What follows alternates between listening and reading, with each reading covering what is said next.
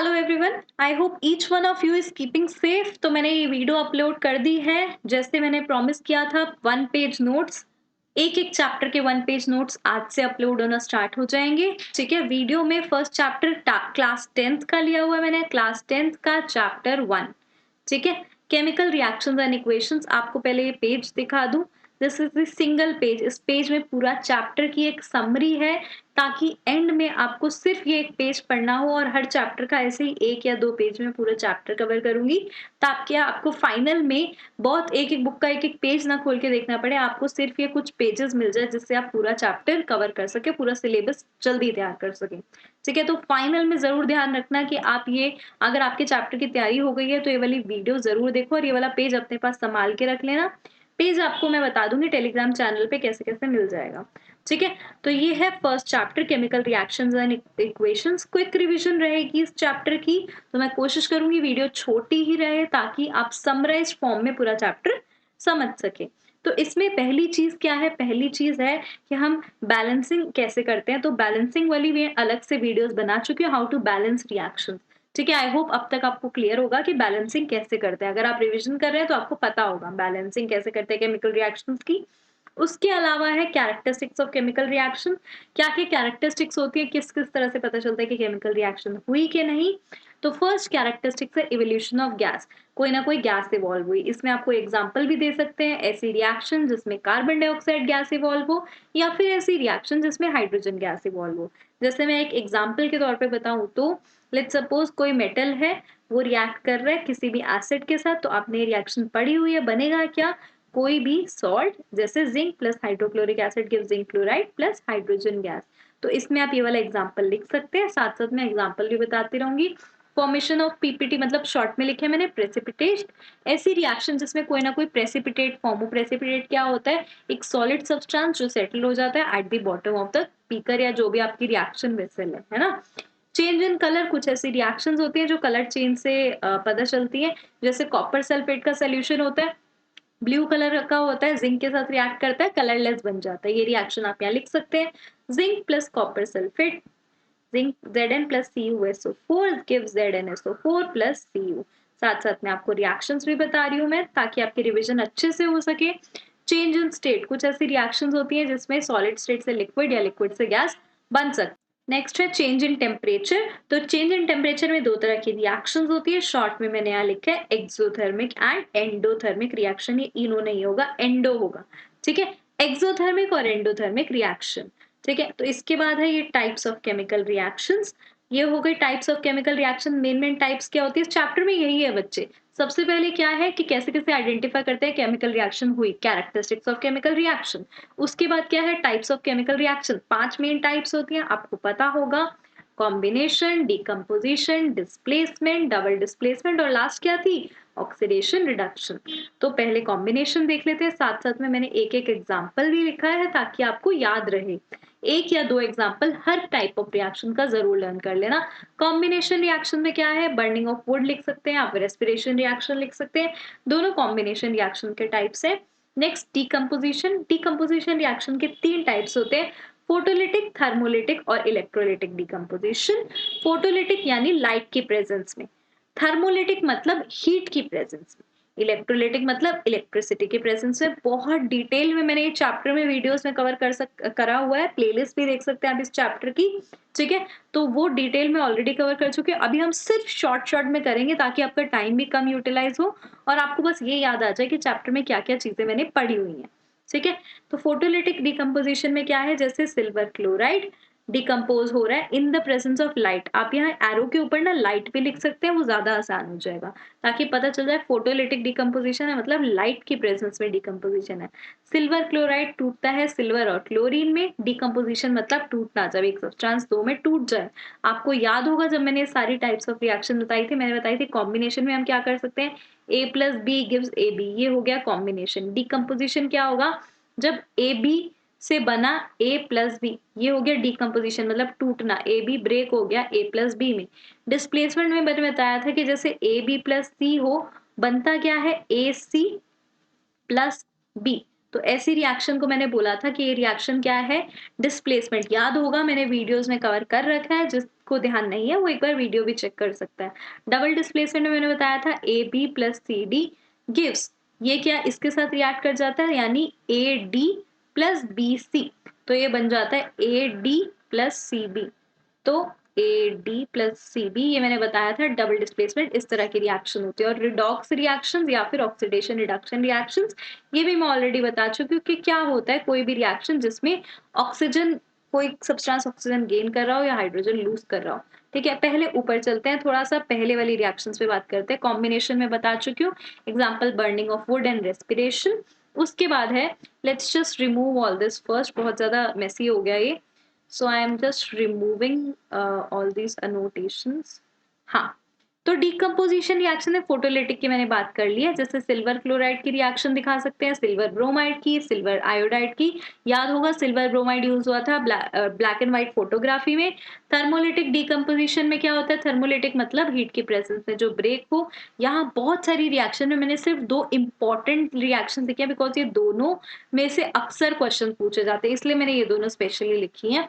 Iron sulphate के जो crystals होते हैं, ग्रीन कलर के क्रिस्टल्स, क्यों होते हैं ग्रीन, अगर कोई पूछ ले तो उसमें क्या होता है आपको पता होगा, उसमें वाटर ऑफ क्रिस्टलाइजेशन होता है, जिसकी वजह से आयरन सल्फेट के ग्रीन कलर के क्रिस्टल्स होते हैं। आयरन सल्फेट का फॉर्मूला होता है FeSO4 डॉट 7H2O, याद होगी ये वाली चीज, वाटर ऑफ क्रिस्टलाइजेशन मॉलिक्यूल्स होते हैं, इसकी वजह से आयरन सल्फेट का ग्रीन कलर होता है।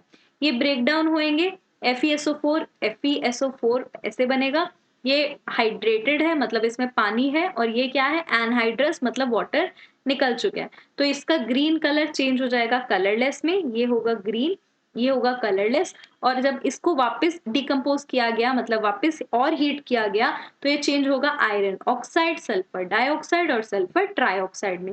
रिवीजन करवा रही हूँ बच्चे, बीच में मत छोड़ना वीडियो, क्योंकि आपके बीच में रह जाएगा नहीं तो ये नोट्स, और इसमें एक एक चीज मैं इंपॉर्टेंट ही बताऊंगी। आपको ऐसे 1 पेज नोट्स कई बुक्स में भी मिल जाएंगे, लेकिन मैंने जान के वो वाली चीजें उठाई हैं जो पेपर में बार-बार रिपीट होती है। ठीक है? तो मैंने इसलिए जैसे ये वाली रिएक्शन सिर्फ इसलिए दिखाया क्योंकि मुझे पता है ये रिएक्शन बार-बार रिपीट होती है पेपर में। तो ये ग्रीन कलर के क्रिस्टल्स पहले क्या होंगे, कलरलेस, और उसके बाद ये ब्राउन हो जाएगा। ऐसे ही लेड नाइट्रेट की भी रिएक्शन है। लेड नाइट्रेट भी हम ऑलरेडी देख चुके हैं। Lead nitrate PbNO3 whole twice होता है। ठीक है? ये वाली रिएक्शन अक्सर आ जाती है पेपर में। लेड नाइट्रेट ब्रेक डाउन होता है लेड ऑक्साइड, नाइट्रोजन डाइऑक्साइड और ऑक्सीजन में। इंपॉर्टेंट, बहुत इंपॉर्टेंट रिएक्शन है ये। उसके बाद है इलेक्ट्रोलिटिक डिकम्पोजिशन। इलेक्ट्रोलिटिक मतलब इलेक्ट्रिसिटी की प्रेजेंस में, या इलेक्ट्रोलिसिस इसको भी बोलते हैं। जैसे वाटर मॉलिक्यूल की इलेक्ट्रोलिसिस होती है, तो H2O इलेक्ट्रोलिसिस होगी, तो ब्रेक किस में होगा, हाइड्रोजन और ऑक्सीजन में। अगर इसमें से नेक्स्ट क्वेश्चन आ जाए कि कौन सी गैस कैथोड पे रिलीज होती है, कौन सी एनोड पे, तो याद होगा कि ऑक्सीजन गैस क्या होती है, एनायन मैंने बताया था क्या होगा, एनोड पे। तो ऑक्सीजन गैस आपकी एनोड पे होएगी और हाइड्रोजन गैस कैथोड पे रिलीज होएगी। ठीक है, तो मैंने हाइड्रोजन के नीचे लिख दिया और ऑक्सीजन के साथ भी लिख दिया। ठीक है, इसके बाद है हमारी डिस्प्लेसमेंट रिएक्शंस। डिस्प्लेसमेंट रिएक्शंस होती हैं वो वाली रिएक्शन जैसे मैं बताया था, AB+C गिव्स AC+B। जैसे आपको दिख रहा है ये जिंक प्लस कॉपर सल्फेट, बना क्या, जिंक सल्फेट प्लस कॉपर। तो हुआ क्या, more reactive metal displaces a less reactive metal from its solution. Such reactions are called displacement reactions. Next है double displacement reaction. Double displacement में क्या होता है, कैटायन और एनायन एक्सचेंज होते हैं, जैसे सोडियम सल्फेट और बेरियम क्लोराइड। बनेगा क्या, सोडियम के साथ क्लोराइड जुड़ गया और बेरियम के साथ सल्फेट जुड़ गया, तो बना क्या, barium sulphate plus sodium chloride. ठीक है, तो ये हमारी रिएक्शन है डबल डिस्प्लेसमेंट। दो दो एग्जांपल प्लीज सब में लर्न कर लेना, दो दो एग्जांपल बहुत होंगे, अगर डायरेक्ट क्वेश्चन आ गया तो यही आएगा। इसके बाद आगे बढ़ते हैं। हाँ, तो रिडॉक्स रिएक्शंस देखते हैं। रिडॉक्स रिएक्शंस या ऑक्सीडेशन रिडक्शन रिएक्शंस, वो वाली रिएक्शंस में जिसमें कोई सब्सटेंस ऑक्सीडाइज हो और दूसरा सब्सटेंस रिड्यूस हो। ये है कॉपर ऑक्साइड, ये हाइड्रोजन के साथ रिएक्ट कर रहा है, बन रहा है कॉपर प्लस वाटर। यहाँ क्या हो रही है, यहाँ रिडक्शन हो रही है। फाइनल नोट्स में जब अपलोड करूंगी तो उसमें मैं करेक्शन कर दूंगी, एक आध जो करेक्शन बची हुई है। ये है रिडक्शन रिएक्शन, कॉपर ऑक्साइड से कॉपर बना और हाइड्रोजन से वाटर बना, तो आपको दिख रहा है कि ऑक्सीजन ऐड हो रहा है, तो ये क्या हो गई हमारी ऑक्सीडेशन रिएक्शन। ये हो गई ऑक्सीडेशन रिएक्शन और ये हो गई रिडक्शन। ऐसे ही दूसरी रिएक्शन में भी आप इजीली फिगर आउट कर सकते हो, zinc oxide plus carbon gives zinc plus carbon monoxide. यहां से यहां जा रहे हैं तो क्या हो रही है हमारी रिडक्शन, और ऊपर से इस तरफ आ रहा है तो ये हमारी क्या हो रही है, ऑक्सीडेशन। अब इसके बाद नेक्स्ट क्वेश्चन आता है ऑक्सीडाइजिंग एजेंट क्या होता है और रिड्यूसिंग एजेंट क्या होता है।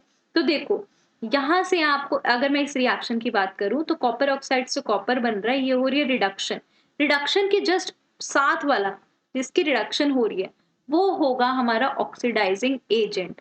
याद करने के लिए शॉर्टकट बता रही हूँ, जहां रिएक्शन रिडक्शन हो रही है उसके साथ वाला क्या होगा, उल्टा वर्ड ऑक्सीडाइजिंग एजेंट, और जिसकी ऑक्सीडेशन हो रही है उसके साथ वाला क्या होगा, रिड्यूसिंग एजेंट।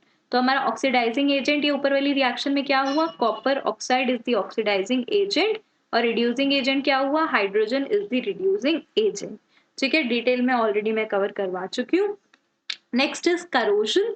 करोजन का प्रोसेस, दो ही चीजें होती हैं, इसके बाद आपने पढ़ा होगा, इसके बाद करोजन और रांसिडिटी बचता है। तो करोजन क्या होता है, मेटल्स के डिग्रेडेड, मतलब खराब हो जाते हैं by the action of air, moisture and chemicals, तो इस प्रोसेस को करोजन बोलते हैं। अब इसमें एग्जांपल्स आ सकते हैं, मैंने कलर कोड भी कर रखे हैं, जो कलर के चीजें हैं, जैसे black coating, black coating on silver articles, silver chloride की वो कोटिंग होती, सिल्वर सल्फाइड की कोटिंग होती है। अगर कोई पूछ ले कि कोटिंग किसकी होती है तो सिल्वर सल्फाइड की।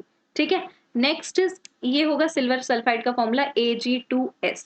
ठीक है, next is green coating on copper, copper की ग्रीन कोटिंग होती है, किसकी वजह से, बेसिक कॉपर कार्बोनेट की वजह से ग्रीन कोटिंग होती है। बेसिक कॉपर कार्बोनेट का अगर फॉर्मूला लर्न हो जाए तो वेल एंड गुड, नहीं भी होता तो भी चल जाएगा। कॉपर कार्बोनेट CuCO3 होता है, basic copper carbonate CuCO3 dot CuOH whole twice होता है। ठीक है, ये बेसिक कॉपर कार्बोनेट का फॉर्मूला है, ग्रीन कोटिंग कॉपर की होती है। Next is rusting of iron, rusting of iron का फॉर्मूला जरूर कर लेना, Fe2O3 डॉट XH2O, इसका फॉर्मूला इंपॉर्टेंट है। ठीक है, तो ये हो गया करोजन का प्रोसेस। नेक्स्ट प्रोसेस पे आते हैं। अच्छा, इसमें प्रिवेंशन अगर पूछा जाए, करोजन कैसे प्रिवेंट होती है, आपको पता है, painting, oiling, greasing and galvanization. Next is rancidity, short note आ जाता है करोजन और रैंसिडिटी पे, लंबे क्वेश्चंस नहीं पूछे जाते।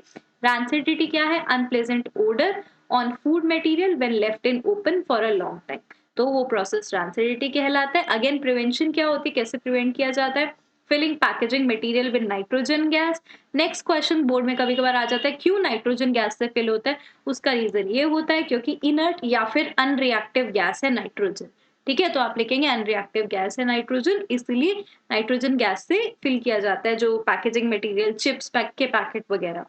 नेक्स्ट इज, और प्रिवेंशन के मेथड्स क्या है, एंटीऑक्सीडेंट्स यूज कर सकते हैं। अब ये थोड़ा हाई लेवल पे चला गया।